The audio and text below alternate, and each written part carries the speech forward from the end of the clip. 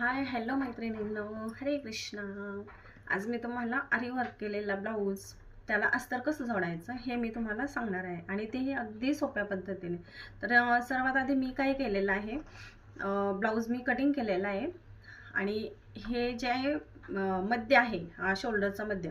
तर इथे एक मी कट लावलेला आहे आणि जिथं आपलं ह्याचं गळा रुंदीचं जे माप आहे तिथे पण मी दोन्ही पण बाजूंनी कट लावलेला आहे आणि खाली पण मध्यभागी इथे कट लावलेला आहे.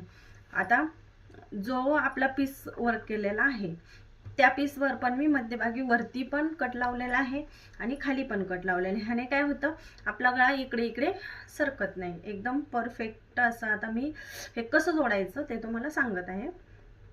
आता हे जे कट लावलेले आहेत, हा जो वरचा कट आहे आणि खालचा कट आहे, तर हे एकमेकावर ठेवून घ्यायचे एकदम परफेक्ट असे. आता हा गळा तर रुंद दिलेला आहे त्यांनी, मग तो कसा जोडायचा आपल्याला तर ते मी सांगते तुम्हाला. तर मध्यभागी एक टाचणी लावून घ्यायची, ह्या इथे एक लावून घ्यायची आणि ह्या इथे पण एक टाचणी लावून घ्यायची. ह्याने काय होतं, आपलं कापड सरकत नाही. तुम्हाला शक्य होईल तितकं तुम्ही लावू शकता, नाही का, म्हणजे तितकं आपल्याला सोपं जातं. तर मी 2-3 ठिकाणी टाचण्या लावून घेतलेल्या आहेत.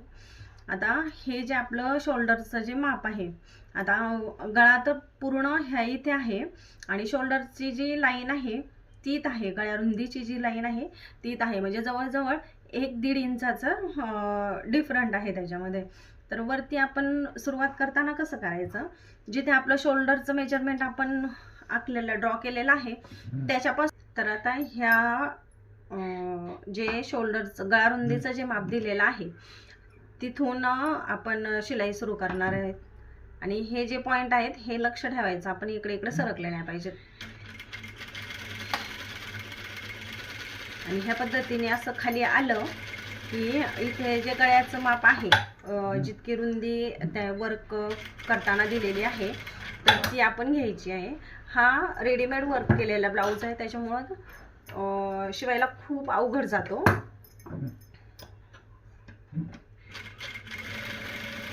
तर ह्या पद्धतीने आपण त्याला जोडून घ्यायचा. जसं जसं त्यांनी वर्क केलेलं आहे त्याच ह्याच्यावर आपण शिलाई मारून घ्यायची आणि ते पण जिथे आपली गळ्याची रुंदी आहे तर त्याच्या खाली 3 इंच असं माप ठेवून पहा मी जोडते, तुम्ही पाहू शकता.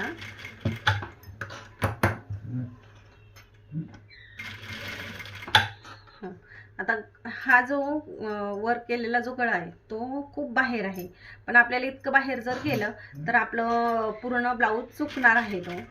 म्हणून काय करायचं आहे, आपण इथं असं जुळवत जुळवत घ्यायचं आणि वरती जे आपलं गळा रुंदीचं माप आहे तिथे आपण हे करायचं, टिप एंड करायची. तर पाहू शकता, आता हा गळा थोडासा ब्रॉड नाही आहे, छोटाच आहे, पण विलाज नाही, कारण वरती पण जोडायला कापड नव्हतं त्याला, त्याच्यामुळं मी आहे तेवढाच घेतलेला आहे. आणि आता हे पहा, जे मध्य आपण केलेला होता, कट मारला होता मध्यावर, तर ते एकदम परफेक्ट आले. खालच्या पण बाजूला हा जो मध्य आहे तो पण एकदम परफेक्ट आहे. आता इथून आपण काय करायचं, कट मारायचं, कट करून घ्यायचा. हा मधला जो भाग आहे हा कट करून घ्यायचा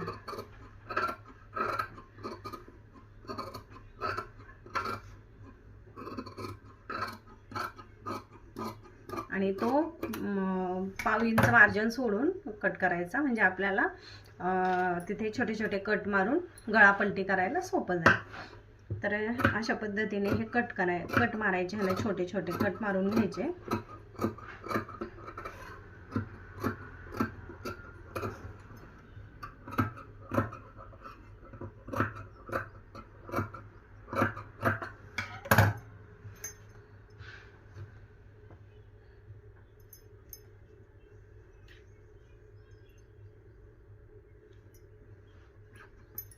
आणि गळा पलटी करून घ्यायचा.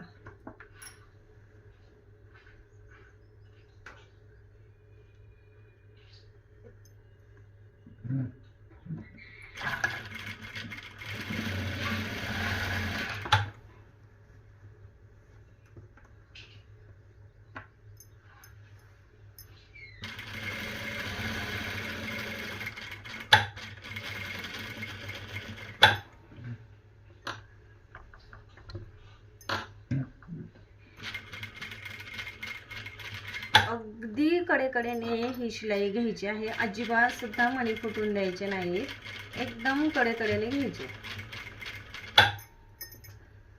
पाहू शकता मी किती स्लोली शिवलं आहे ते.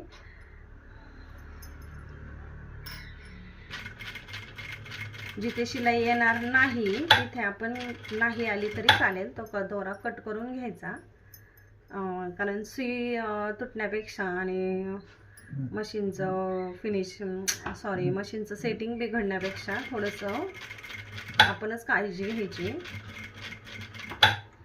जिथे शक्य असेल तिथेच टीप आली तरी चालेल.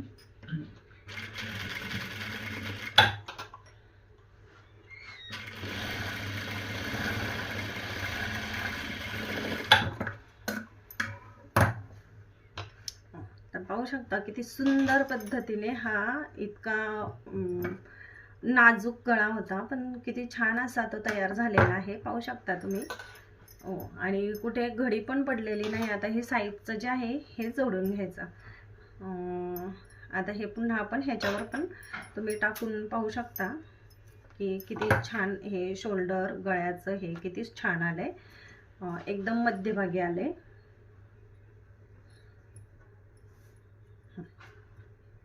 ओके. आणि कुठेच फुगा वगैरे अजून तर साईडचं जोडायचं पण राहिलंय, तरी पण खूप छान असं फिनिशिंग त्याला आलेलं आहे. तुम्हाला व्हिडिओ आवडला तर लाईक करा, नक्कीच शेअर करा आणि माझ्या चॅनलला सबस्क्राईब करा. बाय.